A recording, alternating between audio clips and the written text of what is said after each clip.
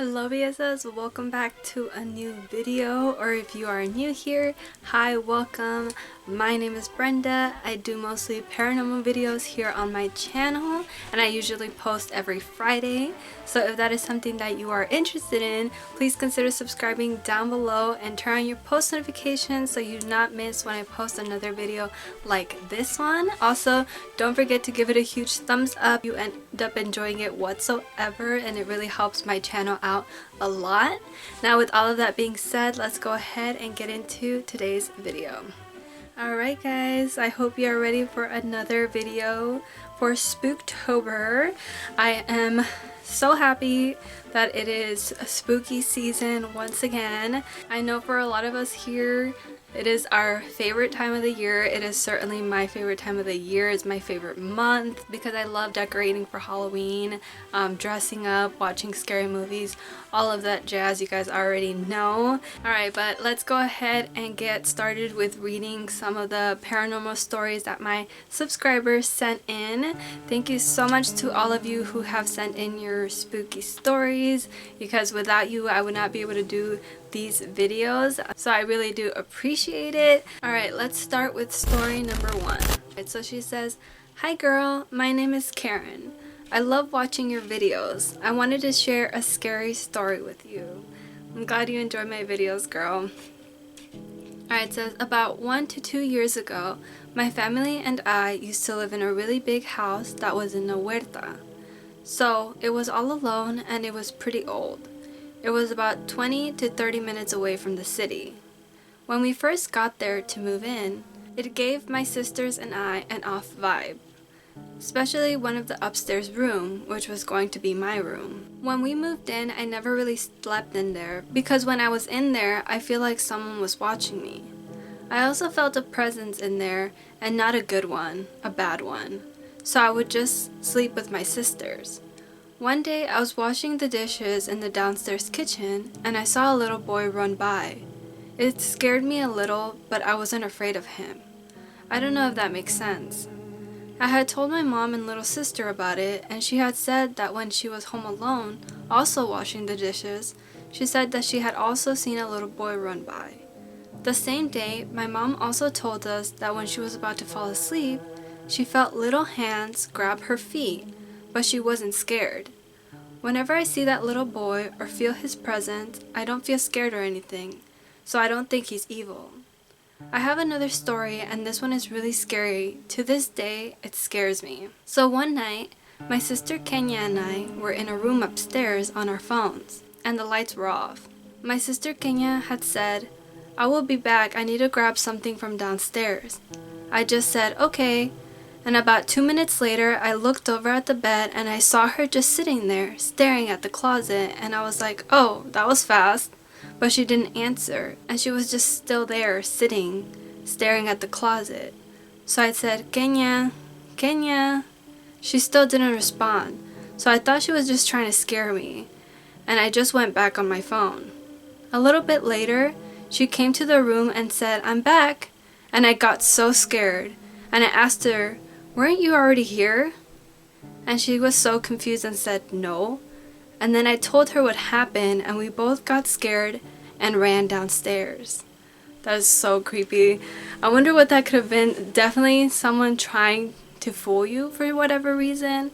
Might not even be tied to that little boy, but I would be just as scared because this happened like a long time ago too. No, my sister had gone to the bathroom, and then I had thought that I felt her come back in and like get into the bed, and I don't know if it was because I was half asleep or whatever, but then I got startled because then like I heard her push the door later on, and then I actually saw her come in and like get into bed. So I don't know if I imagined her getting back into bed, but when she actually did, I was just like, what the hell was that? Scared the crap out of me. But yeah, that was a very spooky story. Thank you so much for sending those in, girl. I really appreciate it. Now let's go ahead and move on to our second story. It says, "Hey girl, my name's Felicia. I recently came across your content and I love it." Thank you so much. Anyway, I thought it would be cool to put the stories I know out there for people that enjoy this kind of stuff, like me. First story I'll start out with is in my hometown of Wichita Falls, Texas. Kinda hard to say that without a Texas accent. My mom grew up in the east side of town, and her abuelito grande, as they call him, would tell them to never go in front of the Sugarfoot's house, and to always cross the busy street no matter what to get to the other side of the sidewalk, instead of walking directly in front of her house. Well, my mom and her siblings decided they wanted to get scared. One day they were going on an errand for my grandma, their mom, and walked in front of her house. They all say while walking they felt like they were stuck, almost like something was holding them back. They all look on her porch to see her, and Sugarfoot turns out to be an African American older lady, and they said she had the reddest eyes and they could hear a growl coming from her. She didn't have dogs, so they all freaked out and started screaming. I don't know what it was, but whatever force she had on them, which they all say she did voodoo, she let them go and they take off back to the house.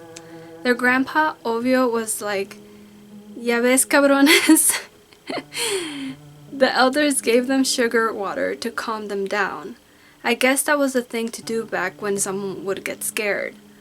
The next day, they were all playing outside, jumping rope, when all of a sudden a gush of wind comes and knocks them down, and they see something going over the fence fast, and they said it looked like the white gown she was wearing when they saw her the previous day. I'm rarely ever on that side of town, but always make sure not to look at the house, even knowing she's no longer here on earth. But it's creepy, girl. She's probably doing some kind of like spiritual stuff. I don't know what she could be doing, but that is so scary. I like how the part with the sugar water that they used to do when people were scared. For me, my mom would always be like, "Comete un pan," or "Comete una tortilla," or something para el asusto, basically, you know, to either eat bread or tortilla for the scare that you got. Because I almost got like run over once, and I like had a heart attack, and my mom was like, not literally, my mom was like, I was telling her what happened, and I was like so scared, and she's like, "Comete un pan." But yeah, that's so funny. And I would not look at that house either, even if I knew, even knowing that I knew, you know, that she had passed away. But yeah, that's creepy. Alright, let's go ahead on her second story that she added. It says, "My dad was born in Patambarillo, Michoacan. All my summers growing up, we would go." I don't know if I butchered that. "Every night when it gets a little colder at night, we would sit and tell stories and things like that. One day my dad told us a story of when him and his friends were walking down the street, and back then the streets were all rocks and gravel. They kept hearing rocks behind being thrown in their direction, but every time they would look back, nothing was there. They finally got tired of it and would randomly take turns looking back to see if they would catch someone. Right before it was my dad's turn to look back, his friend was like, 'Ira nomás,' in a scared voice, and they all looked that way. What they saw was an overgrown sheep-looking animal with horns and red eyes getting on its hind legs.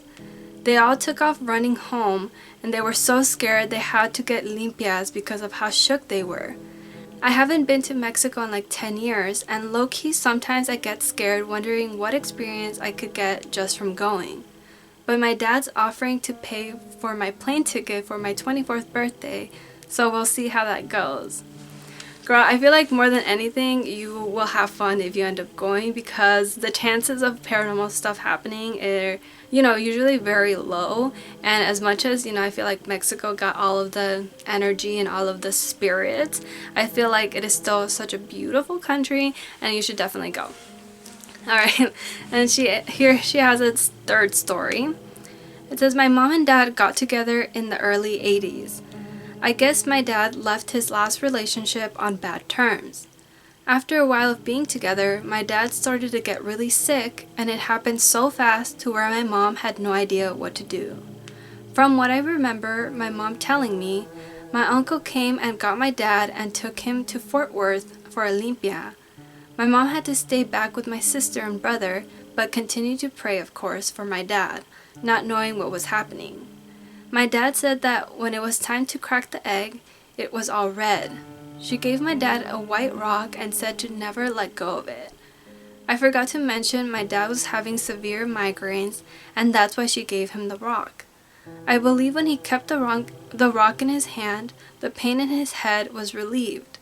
My uncle put my dad on the bus to Mexico, and he went back to Batambarillo. The bus dropped him off at the gates of my grandparents' house, and as soon as my dad got off, he passed out unconscious. My papa chame, or grandpa LOL, picked up my dad and carried him to a local curandera. After nearly busting down her door, she told my grandpa to come back in the morning because it was too late at night. Like, what the fuck?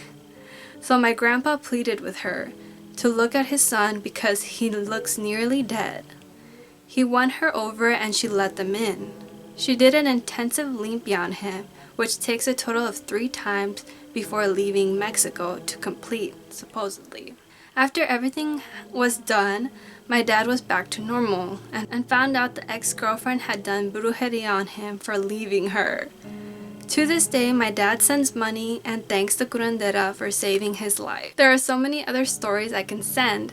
I just need to find the time to type them. And she puts a laughing, crying emoji. That was so crazy, girl. I get so scared of all of that stuff because I'm just like, oh, can you imagine like people who, you know, blow up or like, you know, celebrities or whatever, and people are envious of them and like they always have to be watching their back, and then your dad just like with the one-off chance that he had a really bad relationship and all of this happens to him, like, oh my god, that is so terrifying. But that was really intriguing. I really enjoyed those stories. Thank you again for submitting those in to me. I really enjoyed them, and I hope that you guys do too. But alright, let's go ahead and get into the third one for today. Alright, this one, she says, "Hey girl, I would like to remain anonymous only because I'm still shaken about my paranormal experience." Okay, that's totally fine. Alright, it says, "This happened about 5 years ago at my tia's house one night. We were all drinking, having a good time, so my tia offered me my cousin's room to spend the night in so I wouldn't have to drive home. I was alone in the room when I woke up to someone walking in the room. I thought my cousins got home a night earlier because they were out of town, so I thought they had gotten back the night before. They were supposed to come back home the next morning. This is when I noticed something was wrong. I didn't hear my cousin's voice or the light turning on in the room. I wasn't fully awake because I was so tired and had been drinking. But once I started putting the pieces together and started to wake up, I felt someone touch my damn leg. It was like a stroke on my knee. Then I felt the side of the bed sink in, just like when someone lays down next to you." God, I hate that so much. "It took all the courage in me to turn around. I was laying on my side, turned to the wall. Oh no. I just had to double check no one was there in the room. I turned around and the room was completely empty. It was so dark too and got super cold in an instant. I kept telling myself this cannot be real. When I was just lying there in panic, a woman's voice yelled so loudly in my ear. 'What are you listening to?' What the fuck? It was an old woman's voice just like you would hear in a scary movie. It sounded like when you're wearing headphones and the volume gets turned up all of a sudden and it startles you. I started praying right away, and as I'm praying to God to make it go away, I also got the weirdest feeling like whatever was in the room got jealous that I was praying. It felt like a jealous energy, like it was mad that I was talking to God. When I got even more scared because of that awful feeling, I told myself I needed to get out of there ASAP. And without thinking about it even more, almost like a fight or flight instinct, I ran out of that room as if my life depended on it. I ran into my aunt's room and quickly laid next to her like a little girl.